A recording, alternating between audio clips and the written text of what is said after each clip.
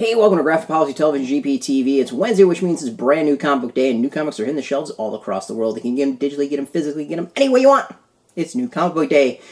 And in my hands is one of those new releases. This is Justice League number 11. This is part 2 of Drowned Earth, DC's mini event that's going on between Justice League and Aquaman. So it's written by Scott Snyder with art by Francis Manapul, and then lettering by Tom Napolitano.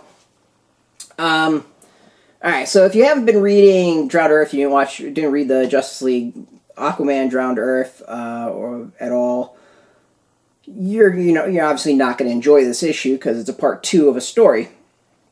Drowned Earth is a bunch of space gods have come and been unleashed, and they're all kind of water focused and have drowned the Earth. It's pretty basic stuff there. It's got like weird cosmic water that changes people into monsters, and it's an interesting story. It's a lot of stuff that I feel like we've seen before. Kind of like an evil water character flooding the earth and trying to, that's a common event in Aquaman. So that aspect's not new. And then kind of gods coming. I feel like we've kind of seen some of that stuff sort of before. The combination of it makes it somewhat interesting, and this weird history of Atlantis playing into all of it, I think, is actually the most interesting stuff about it, and what's being done with like Aquaman and Mera specifically. And the event is like, we've seen a lot of it, but the event, it's fun. There's something about that the prelude and that first kind of issue kicking things off that has made an event that's very much like a turn your brain off popcorn story. I'm not looking for depth here. I'm not looking for necessarily stuff that makes sense at all. I mean, this is just like big budget summer popcorn film, even though, we're kind of going into the fall and winter.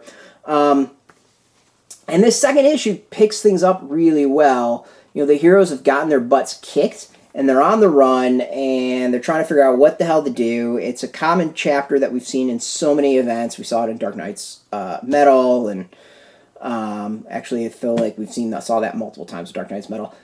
So it's an issue that's not too much of a shocker. And where it takes some of the stuff is actually really cool. Like, so the water, if you touch the water, you get turned into like these weird fish things.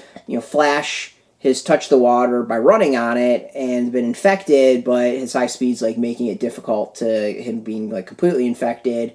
So that's like really kind of cool to see, and it's really subtle art where he's like slowly changing. Superman got jacked up, so like he's wearing a patch to cover his eye. Wonder Woman has got like this kind of cool badass outfit. It's like very Clash of the Titans.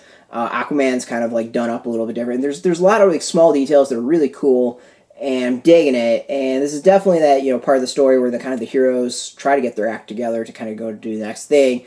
The end of it, I think, is really good. Is there's just a whole bunch of hits at the end that kind of leaves you shocked as to where things are. There's some great moments to it. We got Jarro, which is a mini version of Starro that's helping the Justice League. The interactions between him and Batman are kind of awesome. I kind of want a mini Jarro at this point because it's just awesome. Like, even a plush Jarro, like, come on, DC, you gotta market that just plastic thing with the Jarro in it. Awesome. And I would buy that up in 2 seconds. So there's things like that are really entertaining. And overall, it's a story that it's fun, and it's growing on me more and more that I'm reading it. Like, I'm not expecting massive depth here. I mean, this is just insane, over-the-top storytelling with kind of art that fixes, that goes with it. Like, infected heroes, Batman kind of all jacked up. There's some cool stuff to it. It's a solid story that does what comics does really well, which is just give you popcorn, over-the-top fun that you can just sit back and enjoy. So yeah, like just like kind of witching hour. Is this like groundbreaking stuff? No, but it's entertaining storytelling, and I think Scott Snyder and James Tynion the fourth, who are putting the story together, are doing a solid job of it. It's really entertaining. I don't know if Dan Abnett's doing the Aquaman, but whatever. So far, those are the two writers, and they've put together a really good storyline that is just, it's enjoyable. My only knock really is that if you haven't read the first part, you need to go do that before reading this. This is not going to make much sense if you haven't done that. So that you should be able to go get that in stores, and you're obviously going to go get this in stores, be able to get this. It's in comic shops today. We got a link beneath this video. Put in your zip code, or tell you if your shop's near you. No shop, no problem. We've got affiliate links. There are affiliate links, so we get a small percentage of that by doing the Help Support Our Site. But you should go support your comic shop first and foremost. Speaking of support, I want to thank DC for hooking us up with the review copy. We always appreciate it. We also like to be transparent as to what we get for free, so you can determine how full of it I am.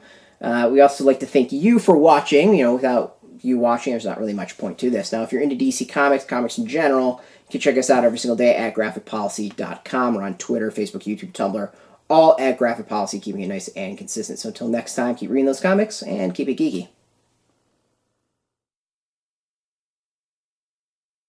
Hey, thanks for watching the previous video from Graphic Policy Television. Just by watching, you help support our site. Thank you so much. Now, if you're watching these videos, you probably care about geeky things like movies, television, comic books, toys, games, video games, you name it. You can go and subscribe right now to our YouTube channel to stay in touch and catch all the new videos, or check out our website at graphicpolicy.com. There's a nice link on this end of the video. But as always, thank you for watching. Keep on rocking and keep it geeky.